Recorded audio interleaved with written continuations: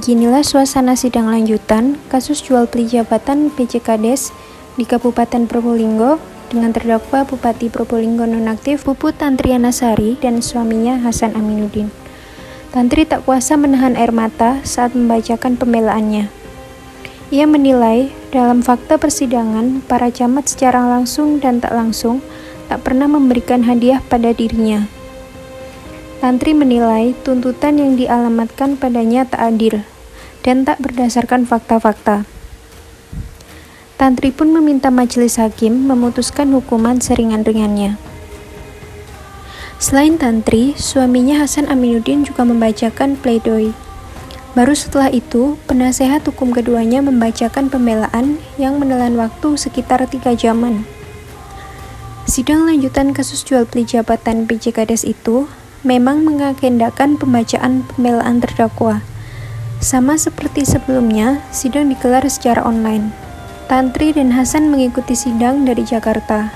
Secara keseluruhan, tim kuasa hukum menilai tuntutan yang diajukan jaksa penuntut umum tidak berdasar, sebab tak bisa memenuhi pasal 12 huruf A seperti yang didakwakan, sehingga penasihat hukum meminta Hasan dan Tantri pun dibebaskan. Pak, mungkin untuk poin-poin dalam pembelaan tadi itu apa Pak, dari para terdakwa dan harapan seperti apa Pak? Ya, intinya di dalam pembelaan kami tadi bahwa pasal yang dituduhkan itu dikaitkan dengan fakta-fakta yang terungkap di persidangan itu tidak terbukti. Artinya terdakwa satu Puput Tantriana Sari tidak pernah menerima pemberian itu. Intinya itu pertama. Jadi dengan bukti itu, dengan fakta itu, tentu kami berharap bahwa terdakwa bisa dibebaskan. Tadi ada hal yang mempertimbangkan untuk meringankan terdakwa juga Pak? Meringankan yang pertama tentu terdakwa sebagai bupati punya jasa, ada jasa terhadap pembangunan atau peningkatan kesejahteraan di Kabupaten Probolinggo. Terdakwa masih mempunyai anak. Yang ketiga bahwa tidak pernah hukum, dan yang keempat adalah bersikap sopan di dalam persidangan. Intinya itu. Pak, terakhir Pak, soal permohonan tadi, mungkin apa Pak, permohonan apa dan pertimbangannya Pak? Permohonan untuk bisa sidang secara offline mengingat kondisi COVID sudah mulai terkendali. Itu aja. Apa juga sekaligus meminta untuk dipindahkan atau gimana? Nah, itu nanti kebijakan dari gitu, kalau kita hanya permohonan secara offline.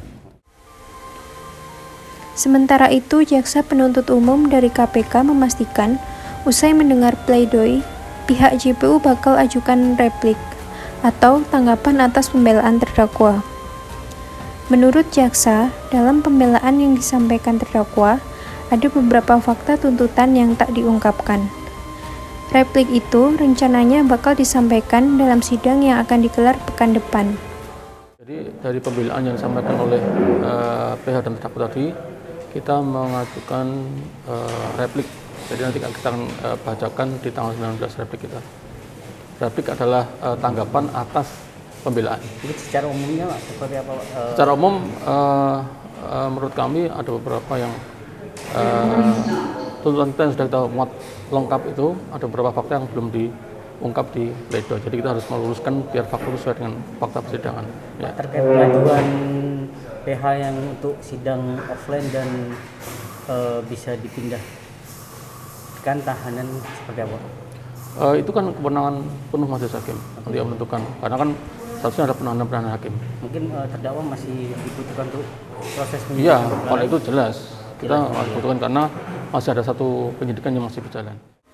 Sebelumnya, jaksa dari KPK menuntut pasangan suami istri itu dengan hukuman masing-masing 8 tahun penjara.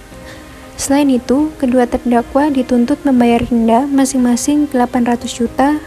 Bila tak dibayar, diganti kurungan 6 bulan.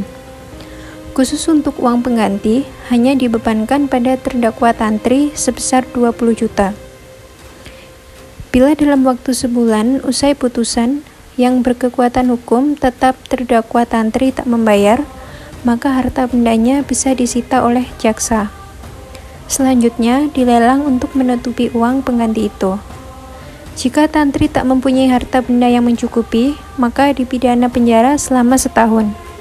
Diketahui, Tantri dan Hasan terjaring operasi tangkap tangan KPK pada 31 Agustus 2021 lalu.